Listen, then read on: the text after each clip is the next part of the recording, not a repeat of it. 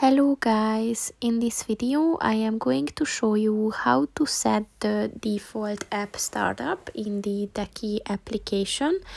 But first I just want to mention, don't forget to subscribe to my channel, because at 10,000 subscribers I am going to show you my whole YouTube revenue statistics and growth strategy, as well as how to make money online.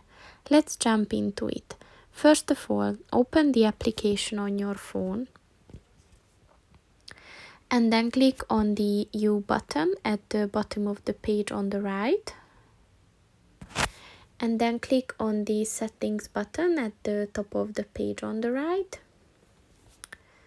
And then click on the general button. And at the default app startup section, you can choose if you want it to be the weather or the map. So just click on the one that you want, and then it is set. So that's pretty much it for this video, guys. See you in the next one. Goodbye.